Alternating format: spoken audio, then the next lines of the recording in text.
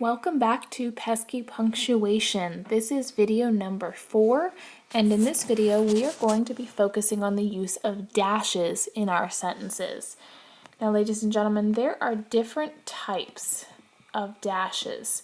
So before we take a look into the rules, let's look at the different types together. The first one is called a hyphen, and it is the shortest one. A hyphen is used typically within a pair of words. So for example, you might have a hyphenated word that fits together. For example, when describing someone's age, I might say she was a 2-year-old. We would hyphenate those as follows. She was a 2-year-old girl. That's not the type of dash we're going to be focusing on today. Now there's a second one, which we call an N dash, which is just slightly longer than the hyphen. We call it an N dash because it's about as wide as the letter N. That one's typically used to separate dates. So we might say 1998 to 2004. That's also not the dash we're going to be focusing on today. So not the hyphen, not the N dash. Instead, we are going to be focusing on what's called the M dash. It is the longest of the dashes, and it's about as wide as the letter M. This one is used in a couple different ways within your sentences, so let's check out these rules. Typically, we're going to use the M dash sparingly, so only once in a while, because if we overuse it, it's going to make our writing sound a little odd. But when used sparingly, it can sound very sophisticated, so you can sound very intelligent. So this M dash, remember this is our long dash, has 3 primary functions. Number 1, a sudden change in tone. We do this a lot when speaking. We're having a conversation and all of a sudden our tone changes because maybe something interrupts us or something happens. So dashes can help show that kind of interruption. Number 2, to set off some sentence elements. In other words, we might have an appositive phrase, which is a noun phrase that renames another noun. Oftentimes you see those set off by commas, but if we really want to emphasize that description of that noun, then we can use dashes. And that brings us to number 3, to show emphasis. That's really the whole main reason we use dashes in these scenarios, is we want to emphasize whatever we're separating or interrupting with. So let's look at some examples on the next slide. So for rule number 1, we indicate a sudden change in tone or thought within a sentence. Here's some examples that can help us see this. The first one, there is an illness in many foreign services. The people in them are only good at following instructions. Notice both of these are complete thoughts. They're both complete sentences on their own. So we could just put a period here instead of a dash, and then we'd capitalize the letter T in the next sentence. But the reason we didn't do that here is because we want to emphasize the idea that follows it, which is this illness that we're referring to is that the people in foreign services are only good at following instructions. They're not good at anything else. So we're emphasizing it using the dash instead of a period. In number 2, we see it says, I am under the impression that she has no instructions at all and doesn't need any. In this case, we don't have a whole second sentence that we're following up with. We're just following up with the thought prior to it. So she has no instructions and she doesn't need any. It's a change in tone here. We're showing that we think this girl is capable. And then in number 3, the exuberant, I should say lunatic, quality of his ravings electrified the crowd. So here we're emphasizing, we start off by saying exuberant, And then it's almost as if we correct ourselves. Wait a minute, it was actually lunatic quality of his ravings. For rule number 2, we might set off some sentence elements by inserting a phrase or a sentence that interrupts ourselves.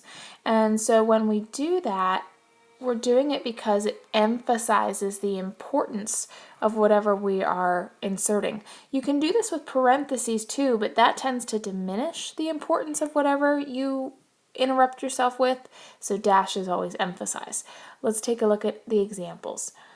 Over a candlelit dinner last month at Spaso House, the ambassadorial residence in Moscow, Robert Strauss and his wife Helen listened as 2 senators, Republican Robert C. Smith of New Hampshire and Democrat John Kerry of Massachusetts, agreed that the way to bring American audiences out of their chairs these days was simply to say, in Smith's words, "We won the Cold War and we're not going to send one dime in aid to Russia."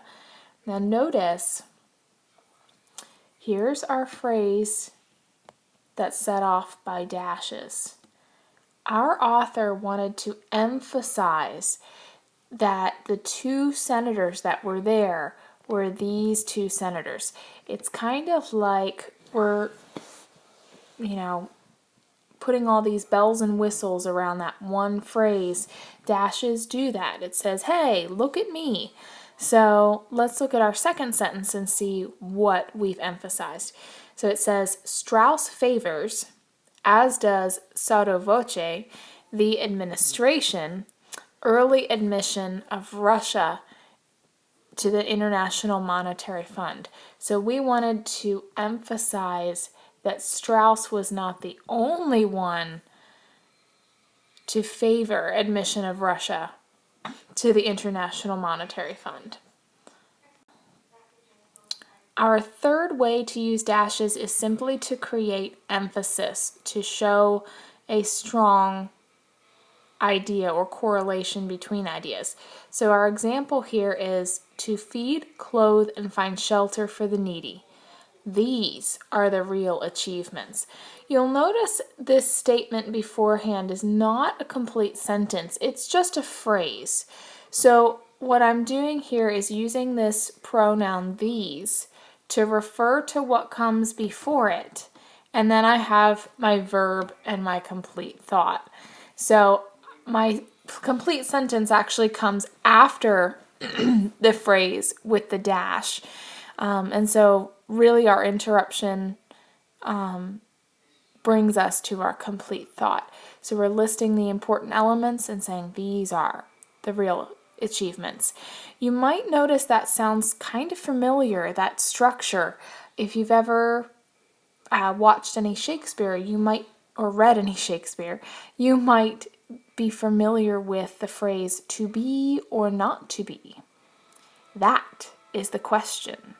Same kind of structure. We'd say to be or not to be, dash. That is the question.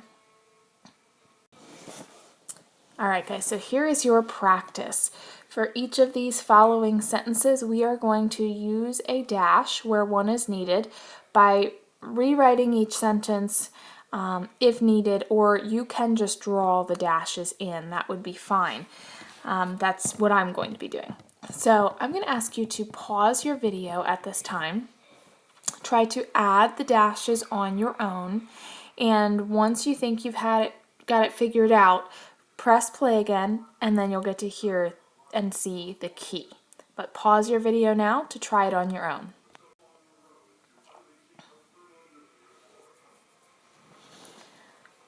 All right, guys, so let's see where these dashes go. In the first example, are you paying attention? This is very important. You can hear the pause there. So right after the word attention and before the word this, we're going to place our dash. In number 2, all 3 of her sons, Anthony, who's 24, Francis, who's 27, and Marco, who's 28, studied abroad their junior year. Notice we are interrupting ourselves by saying who studied abroad, so we need dashes on both sides of that interruption, right before the name Anthony and right after Marco's age at the end, which means we are going to get rid of that comma at the end too. We would not keep both the dash and the comma together. The dash would replace the comma there. Number 3, Cormac took Widget, his border collie with the bad attitude, to the dog park. This is an example of an appositive phrase.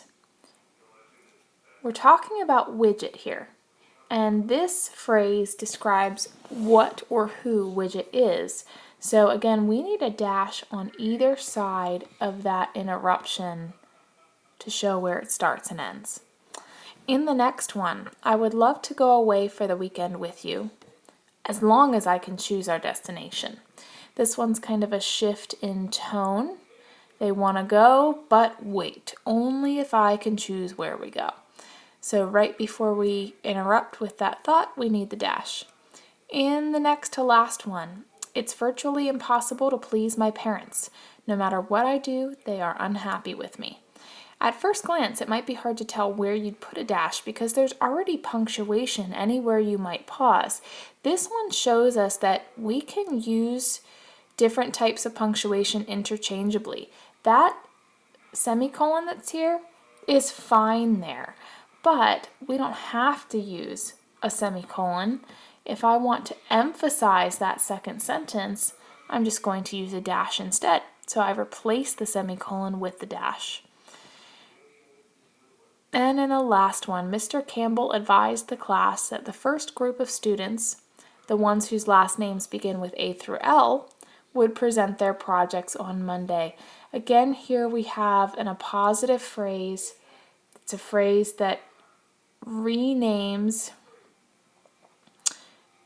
the noun that comes before it. So here we have the ones whose last names begin with A through L. Those are specifically who we're talking about. So I'm going to put a dash right before and after that phrase to show that that's my interruption. So there's your key. Hopefully you guys did well with that. If you feel like you're still struggling, please feel free to talk to me in class or get a peer to teach this to you as well. Use your web resources or sign up with me during Flex for a little tutoring session.